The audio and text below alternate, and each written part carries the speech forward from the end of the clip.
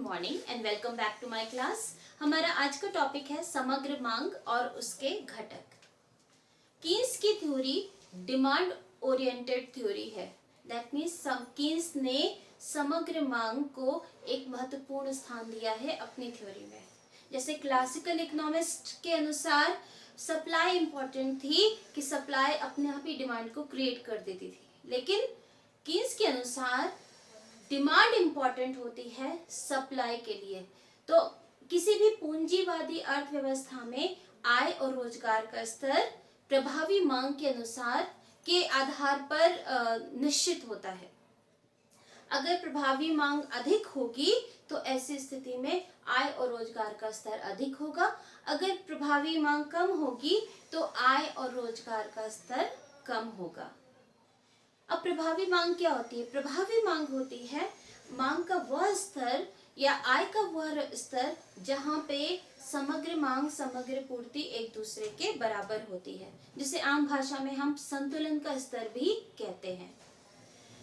Keynes ने इस बात पर महत्वपूर्ण एक जोर देके इस बात को बताया है कि यदि अर्थव्यवस्था में बेरोजगारी होगी तो बेरोजगारी का अर्थ है कि अर्थव्यवस्था में मांग की कमी है, और उस बेरोजगारी को अगर ठीक करना है, उस कमी को पूरा करना है, रोजगार में वृद्धि करनी है, तो फिर प्रभावी मांग को ही बढ़ाना होगा। तो इस प्रकार कीन्स ने अपनी थ्योरी में प्रभावी मांग को एक महत्वपूर्ण स्थान दिया है। तो अब हम प्रभावी मांग को जानने के लिए देखते हैं कि समग्र मांग क्या होता है। हम अपने टॉपिक पे आते हैं। तो समग्र मांग मतलब वर्ड से क्लियर है समग्र, संपूर्ण।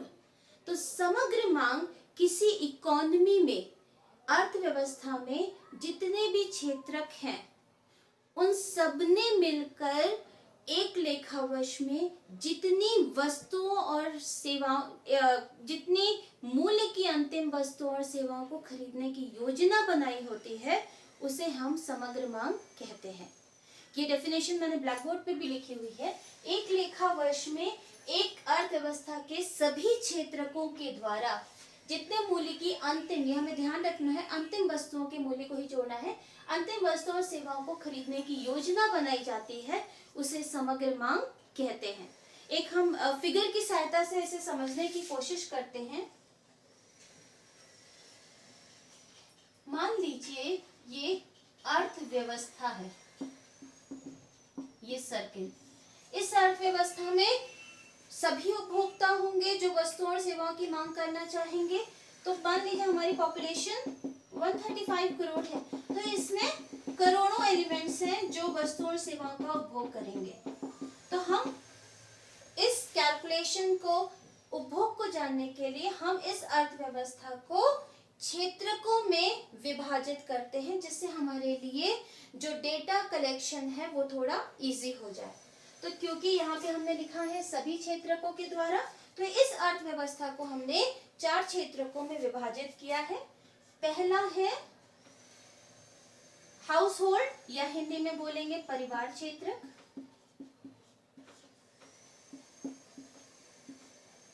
Point number 1। पॉइंट नंबर 2, परिवार क्षेत्र से जो हम लोग मांगते हैं, वस्तुओं और सेवाओं का उपभोग करते हैं, चाहे भोजन का उपभोग कर रहे हो या फिर कपड़ों का उपभोग कर रहे हो या अन्य, हम अपने कार, एसी, रेफ्रिजरेटर, टीवी, ये सारी चीजें हम यूज करते हैं, तो इनका उपभोग परिवार क्षेत्र में आता है जो हमारा यूज करते हैं। सेकंड क्षेत्र होता है फर्म क्षेत्र। फर्म क्षेत्र के अंतर्गत बिजनेस फर्म्स आती हैं जो वस्तुओं और सेवाओं की डिमांड करती हैं, जैसे मशीन्स की डिमांड हो गई या इंजीनियरिंग सर्विसेज की डिमांड हो गई। तो फर्म क्षेत्र में भी वस्तुओं सेवाओं की मांग की जाती है। तीसरा क्षेत्र होता है सरकारी क्षेत्र। सरकार भी डेली एडमिनिस्ट्रेशन चलाने के लिए, सरकार जो किसी भी देश का प्रबंधन करने के लिए बहुत सारी वस्तुओं और सेवाओं का उपभोग करती है। इसके अंतर्गत 2 तरीके के उपभोग आते हैं। एक तो जो वो डेली एडमिनिस्ट्रेशन के लिए जिन वस्तुओं सेवाओं का उपभोग करती है, जैसे सरकारी एम्प्लॉयज की सैलरीज हो जाती हैं, या फिर जो पेटी खर्चे हो जाते हैं, छोटे छोटे खर्चे होते हैं ऑफिसर्स के, वो सारी चीजें उपभोग व्यय में आती हैं। इसके अलावा सरकार निवेश भी करती है, सड़कें बनवाती है, डैम बनवाती है, या फिर पावर प्लांट्स बनवाती है। तो इन सब पर भी जो व्यय करती है वो भी सरकारी क्षेत्र के व्यय में आ जाता है। चौथा है विदेशी क्षेत्र। दैट मीन्स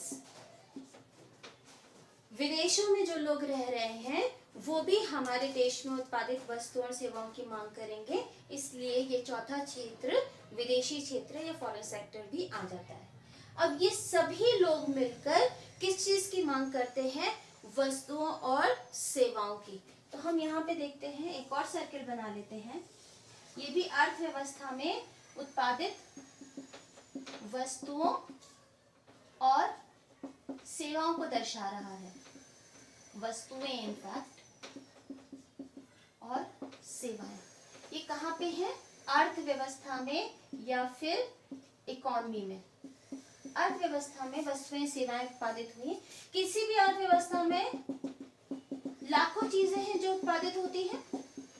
हम इसको इंडस्ट्री वाइज भी डिवाइड कर सकते हैं, जैसे एक टेक्सटाइल इंडस्ट्री या कपड़ा उद्योग हो गया, दूसरा हो गया खाद्यान्न उद्योग, लौह और इस्पात उद्योग, that means iron and steel industry,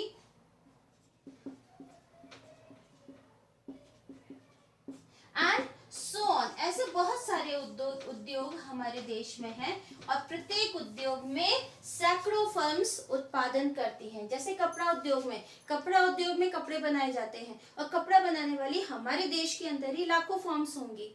तो हर एक फर्म के द्वारा बनाई गई सभी वस्तुओं की मांग होती है। तो जब हम समग्र मांग की बात करते हैं तो समग्र मांग में पूरी अर्थव्यवस्था के जितने भी एलिमेंट्स हैं उनको हम क्षेत्र वाइज डिवाइड कर देते हैं और हर क्षेत्र के सभी एलिमेंट्स के द्वारा जितने मूल्य की वस्तुओं और सेवाओं की मांग की जाती है, दैट मीन्स अर्थव्यवस्था में जितना उत्पादन किया गया है उनकी मांग की जाएगी। किसके द्वारा मांग की जाएगी? अर्थव्यवस्था के सभी क्षेत्रकों के द्वारा। तो इसे हम कहते हैं समग्र मांग। तो एक लेखा वर्ष में एक अर्थव्यवस्था के सभी क्षेत्रकों के द्वारा, तो सभी क्षेत्रकों के द्वारा जितने मूल्य की वस्तुओं और सेवाओं को खरीदने की योजना बनाई जाती है उसे हम समग्र मांग कहते हैं। ये समग्र मांग हम जो कैलकुलेट करेंगे वो एक फाइनेंशियल ईयर या एक लेखा वर्ष में होगा। तो अब हमने जो समग्र मांग की डेफिनेशन समझी है उसके आधार पर हम समग्र मांग के घटक देखते हैं कि समग्र मांग में कौन कौन से घटक इंक्लूड होते हैं। मैं इसको रब कर देती हूँ। समग्र मांग में हमने देखा पहला है परिवार क्षेत्र।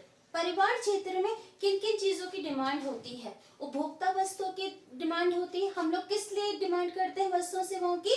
क्योंकि हम उनका उपभोग करते हैं। तो पहला घटक है उपभोग व्यय। ये कौन सा उपभोग होता है? निजी उपभोग व्यय। इसको हम C से डिनोट करेंगे।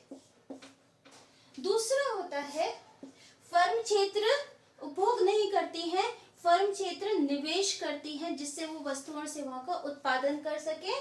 तो फिर दूसरा होगा निवेश व्यय। इसको हम I से डिनोट करते हैं। ये दोनों ही निजी क्षेत्र के उपभोग और निवेश व्यय हो गए। तीसरा हो गया सरकारी व्यय। सरकारी व्यय में दो तरीके के व्यय इसमें इंक्लूड होते हैं। सरकार उपभोग भी करती है वस्तुओं और सेवाओं का, जैसे सरकारी एम्प्लॉयज की सैलरी हो गई, ऑफिसर्स को चलाने के लिए जो खर्चा हो गया, देश में लॉ एंड ऑर्डर को संभालने के लिए जो पुलिसिंग सर्विसेज हो गई या आर्मी को मेंटेन करते हैं, ये सारी चीजें सरकार के उपभोग व्यय में आती हैं। तो सरकार दो तरीके का करती है, एक तो उपभोग करती है और दूसरा सरकार निवेश करती है। अर्थव्यवस्था में जो पूंजीगत वस्तुओं को खरीदती है या उनको बनाती है, जैसे सरकार बुलेट ट्रेन को बनाने के लिए निवेश कर रही है, तो ये जो भी खर्चा उसको चलाने के लिए आएगा, चलाने से पहले इनफैक्ट बनाने के लिए आएगा, अरेंजमेंट करने के लिए जो भी खर्चा आ रहा है वो निवेश है। सरकार ने फ्लाईओवर्स बनाए कहीं पे भी, तो वो सरकार का निवेश व्यय। सरकार ने रोड्स बनवाई, वो सरकार का निवेश व्यय है। तो सरकार दो तरीके के व्यय करती है वस्तुओं सेवाओं पर, एक उपभोग पर और सरकार दूसरा निवेश करती है। सरकार एग्रीगेट डिमांड जो सरकार की होगी उसे हम जी से डिनोट करते हैं। चौथा होता है हमारे देश में उत्पादित वस्तुएं विदेशी खरीदते हैं, और इसके साथ साथ हमारे देश के लोग भी विदेश में उत्पादित वस्तुएं खरीदते हैं। तो फिर हमें अगर अपने देश का निकालना है तो हम शुद्ध निर्यात निकालेंगे कि हमारे देश में उत्पादित कितनी वस्तुएं खरीदी गई हैं। तो इसका फॉर्मूला होता है निर्यात माइनस आयात। तो इसको हम इस तरीके से भी लिख सकते हैं, वैसे तो ये शुद्ध निर्यात होता है, इसको x से डिनोट करते हैं एक्सपोर्ट, या फिर निर्यात को माइनस m से हम डिनोट करते हैं इसमें इंपोर्ट। तो ये x माइनस m भी लिखते हैं और इसको हम nx भी लिख देते हैं। तो ये चारों चीजें अगर हम जोड़ देंगे तो ये होता है समग्र मांग। तो किसी अर्थव्यवस्था में समग्र मांग क्या होती है? समग्र मांग सभी क्षेत्रकों के द्वारा जितने मूल्य की वस्तुओं और सेवाओं को खरीदने की योजना बनाई जाती है उसे समग्र मांग कहते हैं। कीन्स ने समग्र मांग को ही अपने बुक में लिखा है, लेकिन आजकल मॉडर्न इकोनॉमिस्ट इसे समग्र व्यय भी के नाम से भी यूज करते हैं। समग्र व्यय का मतलब है कि इन चीजों पे हमने कितना व्यय किया है। अगर हमने उपभोग को किया है तो उपभोग की मांग इज इक्वल टू उपभोग पर किया गया व्यय। अगर मैं 1000 रुपए की चीजें खरीदना चाहती हूँ तो मेरा व्यय भी तो उतना ही होगा, 1000। तो मेरी मांग भी 1000 की है और मेरा व्यय भी 1000 का है। तो ये दोनों समग्र मांग और समग्र व्यय एक इंटरचेंजेबल होते हैं, एक दूसरे के स्थान पर यूज हो सकते हैं।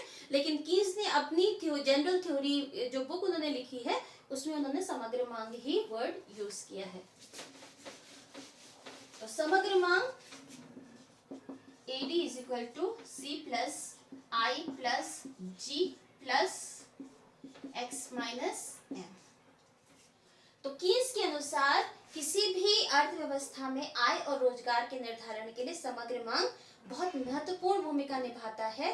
और ग्रेट डिप्रेशन के बारे में जिसके बारे में हमने लास्ट लेक्चर में पढ़ा था, उसमें सबसे बड़ी समस्या यही थी कि समग्र मांग कम थी। और ग्रेट डिप्रेशन का सलूशन क्या होना चाहिए था? समग्र मांग को बढ़ाना, जिसे बढ़ाने के लिए विश्व की सभी सरकारें उस समय असफल हो गई थी। अब हम देखते हैं कौन कौन सी अर्थव्यवस्था की कीन्स ने 3 तरीके की अर्थव्यवस्था के मॉडल्स दिए हैं।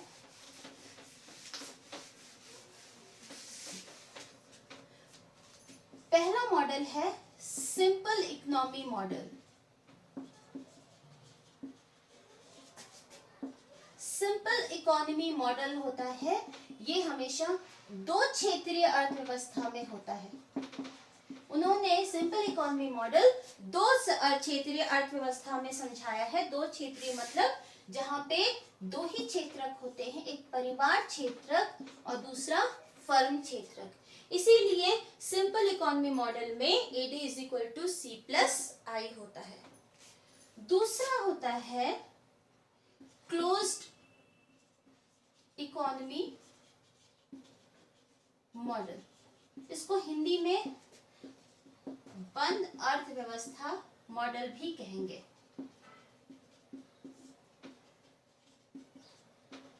बंद अर्थव्यवस्था का मतलब है हमारी जो इकोनॉमी है वो क्लोज्ड है, उसका बाहर की किसी अर्थव्यवस्था से कोई संबंध नहीं है, लेकिन हमारे देश के अंदर जितने भी क्षेत्र हैं वो सारे इसमें इंक्लूड होंगे। ये 3 क्षेत्रीय अर्थव्यवस्था होती है। दैट मीन्स इसमें AD is equal to C plus I। परिवार क्षेत्र, फर्म क्षेत्र तथा देश के अंदर एक और क्षेत्र होता है सरकार क्षेत्र। तो जहाँ पे क्लोज इकोनॉमी मॉडल होगा, बंद अर्थव्यवस्था, वहां अर्थव्यवस्था के तीनों क्षेत्र इंक्लूड किए जाएंगे, AD is equal to C plus I plus G। तीसरा होता है खुली अर्थव्यवस्था, जिसको हम इंग्लिश में लिखेंगे ओपन इकोनॉमी मॉडल।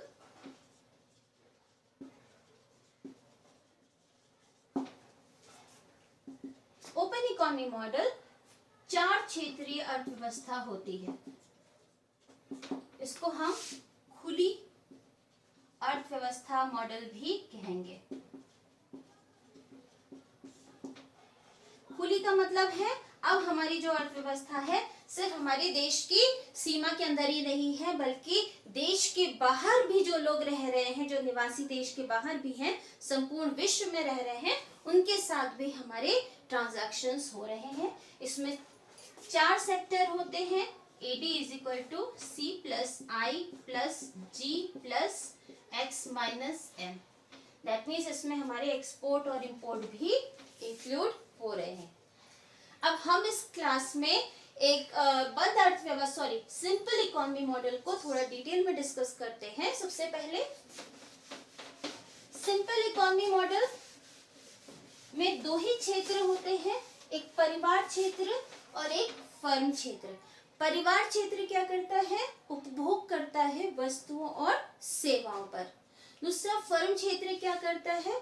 निवेश करता है। अब कीन्स की थ्योरी में इस I को स्थिर माना गया है, कांस्टेंट माना गया है। कीन्स के अनुसार ये I ऑटोनोमस या स्वायत्त है। तो निवेश कैसा है? स्वायत्त है। स्वायत्त का मतलब है इनकम के हर स्तर पर ये निवेश स्थिर रहेगा। इसका मतलब ये I कांस्टेंट, उसके ऊपर बार लगा देने का मतलब है कि I स्थिर है, इसमें परिवर्तन नहीं होगा। अगर राष्ट्रीय आय 100 करोड़ है तो भी उतना ही आय रहेगा। राष्ट्रीय आय 200 करोड़ हो गई तो भी आय सेम रहेगा, और 300 करोड़ हो गई तो भी आय सेम रहेगा। कीन्स के अनुसार शॉर्ट रन में निवेश स्वायत्त रहता है। दैट मीन्स आय के साथ, इनकम के साथ इसका रिलेशन नहीं होता है। तो शॉर्ट रन में अगर हमारी इनकम बढ़ती है तो इन दैट केस आई तो कांस्टेंट रहेगा, तो आई का कोई रिलेशन नहीं है। लेकिन उपभोग बढ़ेगा, जैसे जैसे देश की आय बढ़ेगी, देश में रहने वाले लोगों का कंजम्पशन बढ़ेगा और उसके फलस्वरूप ADB बढ़ेगा। तो जो हमारा अल्पकाल है, क्योंकि कीन्स ने अपनी थ्योरी अल्पकाल में दी है, तो अल्पकाल में AD किस पर निर्भर करता है? C पर। और C किस पर निर्भर करता है? Y पर निर्भर करता है। जैसे जैसे Y बढ़ेगा वैसे वैसे उपभोग बढ़ेगा, और जैसे उपभोग बढ़ेगा वैसे समग्र मांग। तो एक सिंपल अर्थव्यवस्था में, दैट इज 2 क्षेत्रीय अर्थव्यवस्था में, समग्र मांग उपभोग व्यय और निवेश व्यय का कुल जोड़ होती है। That means AD is equal to C plus I। इसे हम एक अनुसूची, दैट इज शेड्यूल, और एक डायग्राम, दैट इज रेखा चित्र की सहायता से प्रेजेंट कर सकते हैं, समझ सकते हैं। तो देखते हैं, सबसे पहले हम शेड्यूल बनाएंगे। समग्र मांग अनुसूची।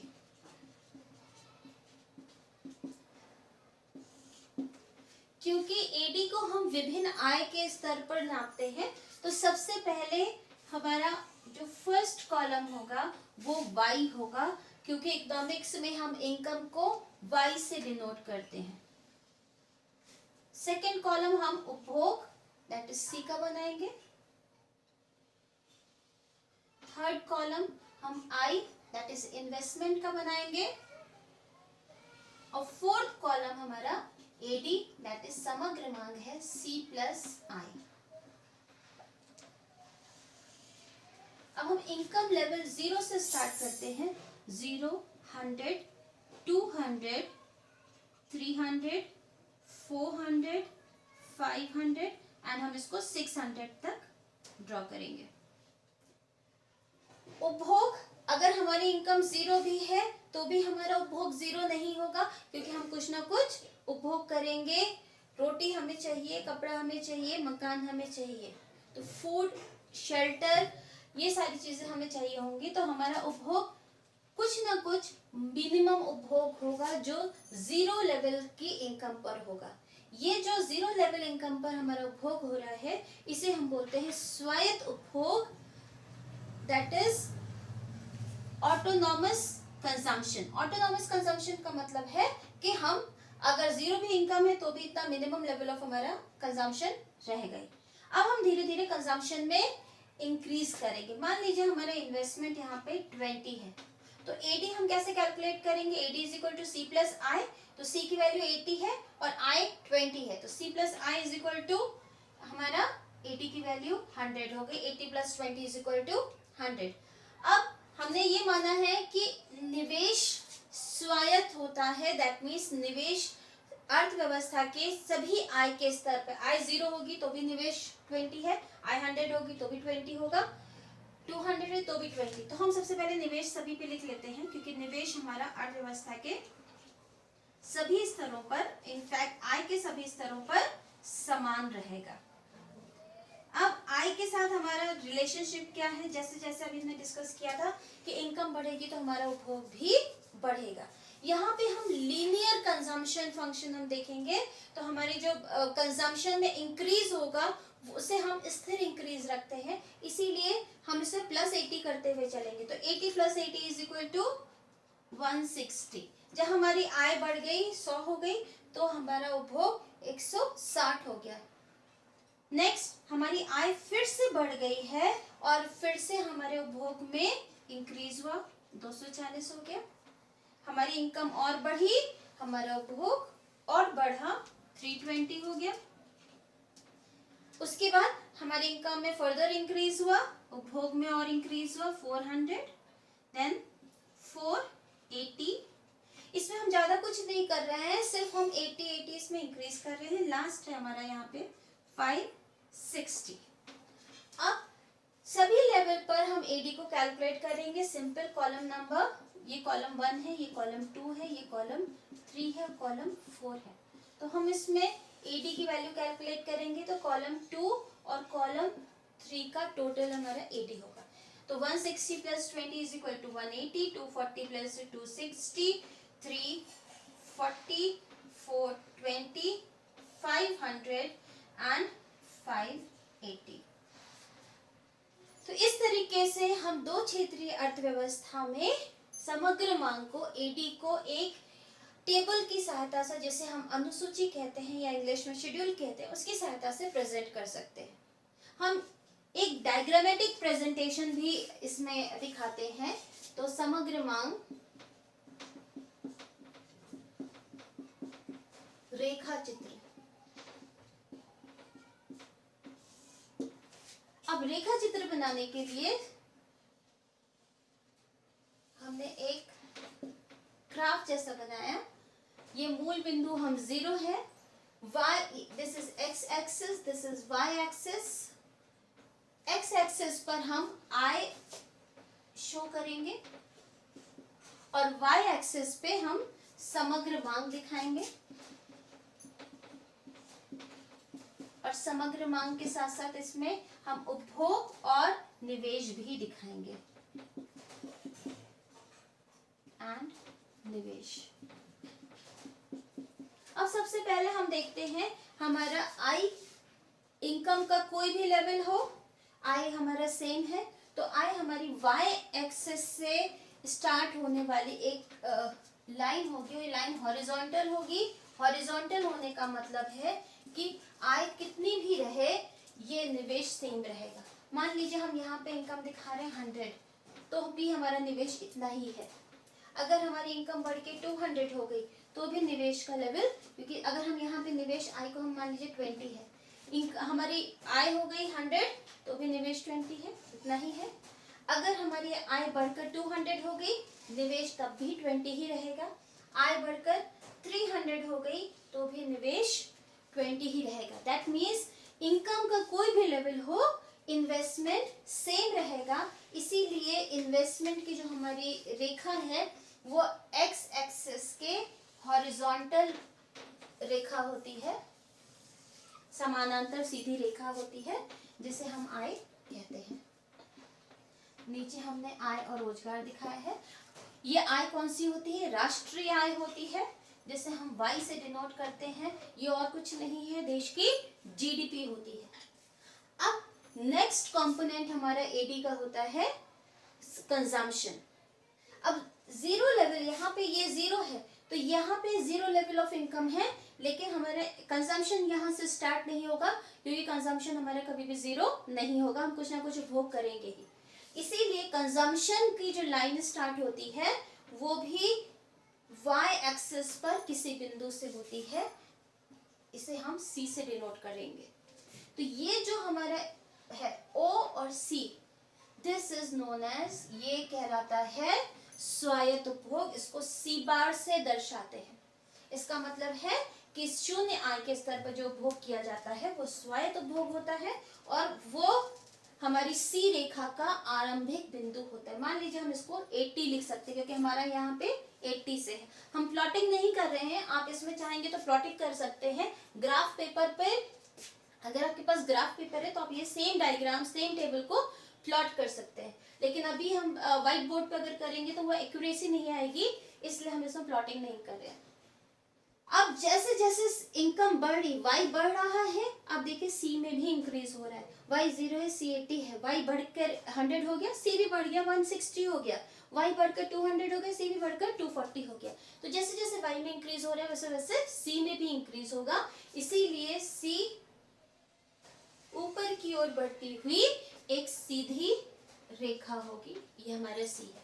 हम यहाँ पे लीनियर कंजम्पशन कर्व हमने दिखाया है। लीनियर का मतलब है बिल्कुल स्ट्रेट लाइन है, ये लाइन हमारी स्ट्रेट है, इसमें कोई कर्व नहीं। कर्व होता तो ऐसे होता या ऐसे होता, ये हमने नहीं दिखाया। हम सिर्फ लीनियर कर रहे हैं। लीनियर का मतलब कि जो इसमें इंक्रीज हो रहा है वो इंक्रीज में कोई चेंज नहीं हो रहा है। दैट मीन्स अगर हमारे इनकम लेवल 0 है तो 80 है, 0 से 100 जो हमारे इंक्रीज हुआ है सी में वो 180 का हुआ है। अगर यहाँ से हम इंक्रीज दिखाएंगे तो ये 80 है।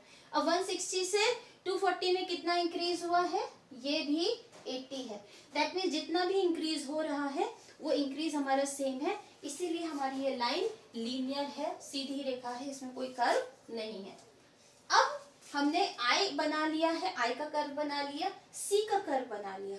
अब हमें बनाना है एडी कर्व। एडी वक्र बनाने के लिए AD is equal to C plus I, तो यहां से यहां तक तो हमारा सी ही है, और उसके ऊपर हमने उतना ही आई ऐड कर देंगे। जितना हमारा ये आई है उतना ही हम यहाँ पे एक पॉइंट लगा देंगे, जो हमारा एडी वक्र का स्टार्टिंग पॉइंट होगा।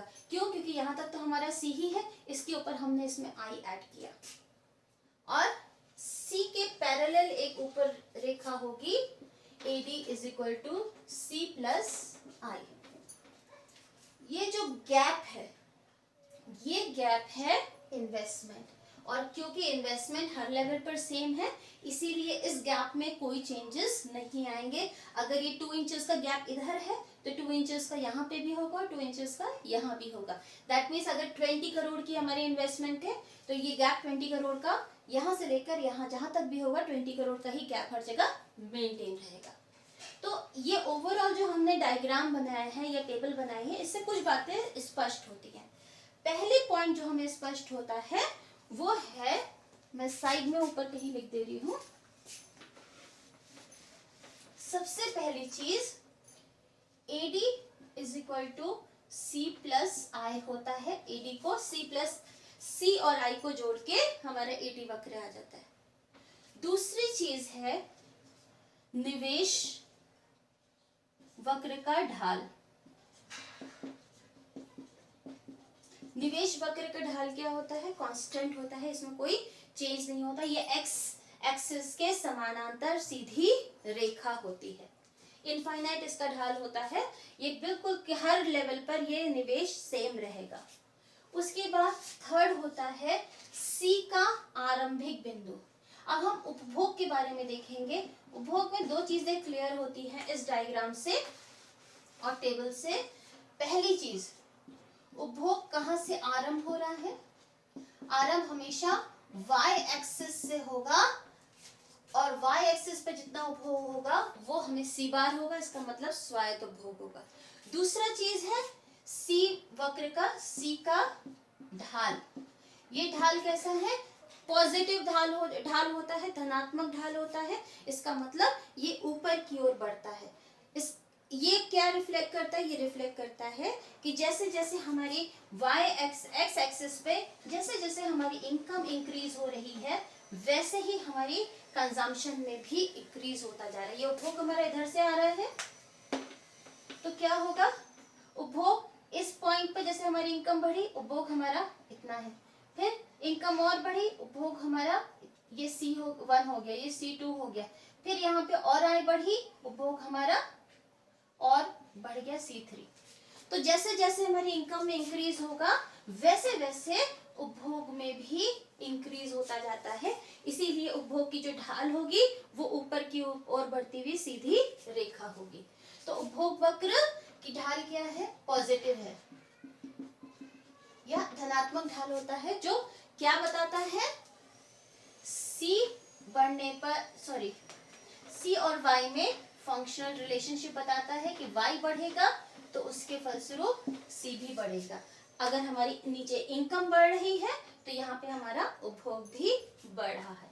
उसी तरीके से फोर्थ पॉइंट हमारा क्या होगा? AD वक्र। AD में भी दो चीजें हमने देखी हैं, एक तो आरंभ देखा है। आरंभ कहाँ पे होगा? ये भी y एक्सिस पे होगा। y एक्सिस पे कितना होगा? जहाँ पे C प्लस आई हो। उसके बाद इसका स्लोप या ढाल, AD का ढाल, ये भी पॉजिटिव स्लोप है। पॉजिटिव स्लोप क्यों है? क्योंकि इसका ढाल C के ढाल पर डिपेंड होगा कि जैसे जैसे C बढ़ेगा वैसे वैसे AD भी बढ़ेगा। क्यों? क्योंकि AD is equal to C plus I है और C में क्योंकि वृद्धि होती जा रही है तो इसके फलस्वरूप AD में भी वृद्धि होगी, क्योंकि हमारा I तो कांस्टेंट है तो ये गैप तो हमारा कांस्टेंट रह गया और जैसे जैसे C बढ़ रहा है वैसे वैसे I में भी इंक्रीज हो रहा है। और ये जो एप्लीकेबल है हमारे समग्र मांग का जो आइडिया है ये शॉर्ट रन में एप्लीकेबल है। तो आज की क्लास में बस इतना ही। नेक्स्ट क्लास में हम कुछ और बेसिक कॉन्सेप्ट्स के साथ मिलते हैं। Thank you so much.